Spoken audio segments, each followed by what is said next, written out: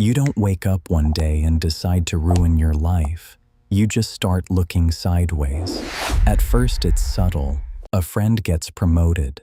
Someone buys a house. Someone your age is already ahead. And suddenly, your life feels smaller. Not because it is, but because you're measuring it against someone else's timeline. Comparison doesn't feel destructive. It feels motivating. It feels like awareness. It feels like ambition. Until you realize you're no longer choosing based on what you want.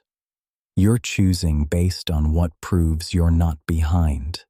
And that shift, quiet, invisible, almost logical, is where things start to go wrong. The problem with comparison is that it doesn't announce itself. It doesn't feel like insecurity. It feels like evaluation. You look at someone else's life and think, they're doing better. They're further ahead. They figured something out. And slowly, without noticing, you begin adjusting your own standards, not based on what matters to you, but based on what seems impressive. Comparison shifts the reference point. What once felt enough now feels average. What once felt like progress now feels delayed. And the dangerous part is, nothing in your life may have changed. Your income, your skills, your relationships, your trajectory, all of it might be stable. But the moment you introduce someone else's highlight reel into the equation, stability starts to feel like failure. You stop asking, what do I want? And start asking, why am I not there yet? And there is usually undefined. A lifestyle, a number, a title, a version of success you never consciously chose. Comparison creates urgency without direction. You feel behind, but you're not sure where you're supposed to be. So decisions start shifting. You take jobs you don't want because they look impressive. You spend money you shouldn't because it signals progress. You stay in relationships because leaving would look like losing. You chase upgrades, not because you need them, but because someone else has them. And this is how comparison quietly rewrites your priorities. Not loudly, not recklessly, just gradually, until your life starts reflecting someone else's metrics more than your own values. Comparison shows up first on screens. Scrolling doesn't feel dangerous. It feels passive, harmless, just information. You see someone announcing a promotion, someone posting engagement photos, someone celebrating a business milestone, someone traveling, someone transforming their body, someone leveling up. And even if you're genuinely happy for them, a small internal shift happens. You calculate, where am I in relation to that? Not in absolute terms, in relative terms. And relative positioning is addictive because it always produces tension. There will always be someone ahead, someone earning more, someone further along, someone more visible. So the brain starts building a narrative. They're moving. I'm stagnant. They're evolving. I'm late. And that narrative doesn't need to be true. It only needs to feel true. In career, this becomes especially dangerous. You start chasing roles, titles, industries, not because they align with your strengths, but because they signal progress. You stop asking whether the path fits you. You ask whether it looks impressive. You compare salaries, timelines, status, and slowly, your career becomes a reaction, a response to someone else's success, not an expression of your own direction. In relationships, comparison works differently. You compare timelines. Who got married first? Who bought a house?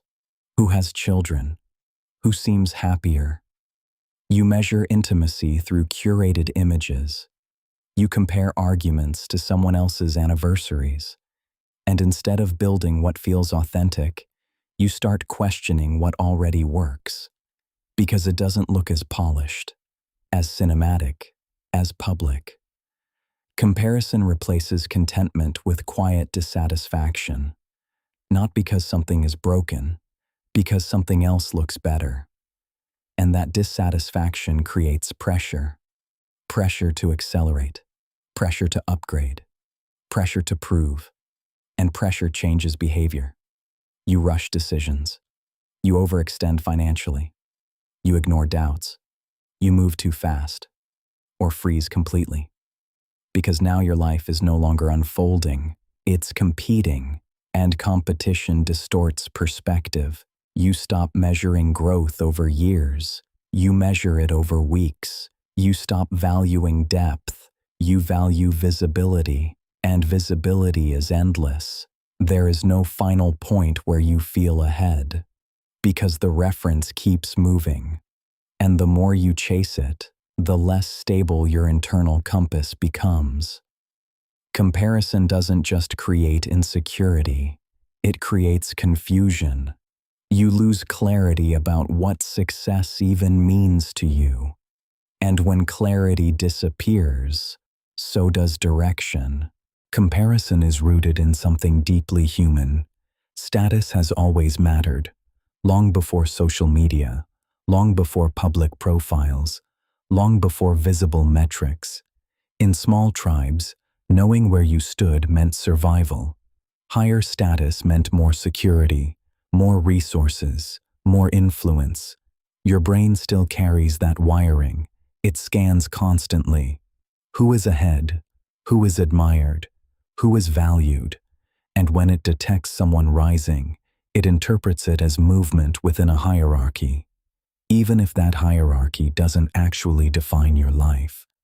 The problem is, modern comparison is unlimited. In the past, you compared yourself to a few dozen people. Now you compare yourself to thousands, curated, filtered, optimized versions of them. And your brain doesn't know the difference. It reacts as if you're falling behind in a real, immediate competition. So it pushes you. Work harder, earn more, improve faster, post more, show more, achieve more. Not because you chose that pace, because you absorbed it. There's a man who was satisfied with his career for years. He liked the structure, the predictability, the balance it gave him. Then his college friend launched a startup. Another moved abroad. Another started earning significantly more. Nothing in his life changed, but everything felt different. His job no longer felt stable. It felt small. His progress no longer felt steady. It felt slow. So he pivoted. He left a role that suited him, not because it was wrong, but because it didn't compare well. He entered a field he didn't truly care about. Higher potential, higher visibility, higher pressure. And for a while, it felt like growth. But internally, it felt misaligned. The decisions weren't rooted in passion. They were rooted in positioning. And positioning is exhausting, because it never settles. There will always be someone further. And over time, this constant measuring creates something subtle: resentment. You begin resenting people who are ahead, even if they've done nothing wrong. You begin resenting your own pace, even if it's sustainable. You begin resenting your current life, even if it once felt enough. Comparison shrinks gratitude. It narrows attention toward what's missing. And what's missing is always expanding, because you're measuring against a moving target. After enough time, the cost becomes visible, not in one dramatic collapse, but in quiet dissatisfaction, chronic pressure, impatience, restlessness, a sense that you're never where you should be. And when that feeling becomes constant, you stop enjoying progress altogether. You only notice gaps, And gaps never close fast enough. Comparison slowly shifts how you see yourself. At first, it only affects decisions. Later, it affects identity. You stop seeing yourself as someone progressing. You see yourself as someone behind. And behind becomes a label, a quiet one, but powerful. You start introducing yourself differently. You downplay achievements. You hesitate before sharing plans. You assume others are further, smarter, faster, even when the evidence doesn't support it. Because comparison doesn't measure truth. It measures perception. And perception can be distorted indefinitely. There's someone who was happy in their relationship, not perfect, not cinematic, but steady. Then friends began getting engaged, posting anniversaries, sharing elaborate proposals. Suddenly, what felt solid started to feel delayed. Questions appeared that weren't there before. Why aren't we there yet? Why don't we look like that? Are we falling behind? Nothing in the relationship changed, only the reference point did. And that shift created pressure. Pressure leads to tension. Tension leads to doubt. Doubt leads to conflict. Not because something was broken, because comparison introduced a timeline that didn't belong to them. This is the real damage. Comparison injects artificial urgency. It makes patience feel like failure. It makes stability feel like stagnation. It makes individuality feel insufficient. And once urgency takes over, decisions accelerate. You rush commitments. You overspend. You overwork. You force transitions. You stop asking, is this right for me? You ask, is this keeping up? And keeping up is endless. Because someone will always be ahead in some dimension. More wealth, more visibility, more recognition, more speed. If your standard of progress depends on someone else's highlight, you will never experience arrival, only pursuit. Over time, this pursuit reshapes your life, not into something catastrophic, into something reactive. Your goals become defensive. Your ambition becomes comparative. Your confidence becomes conditional. And conditional confidence is fragile. It rises when you outperform someone. It collapses when you don't.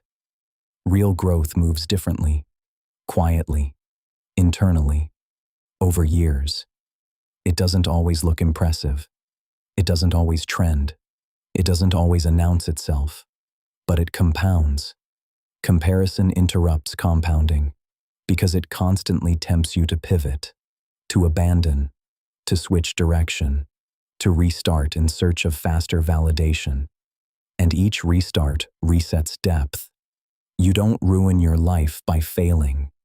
You risk ruining it by chasing metrics that were never yours, by optimizing for visibility over alignment, by measuring worth through distance from others instead of distance from your own past. The moment you stop looking sideways, you regain clarity. You remember what actually matters to you. You move at a pace that fits your structure, and progress becomes personal again. Comparison doesn't destroy loudly. It distracts quietly, until you forget what you were building in the first place.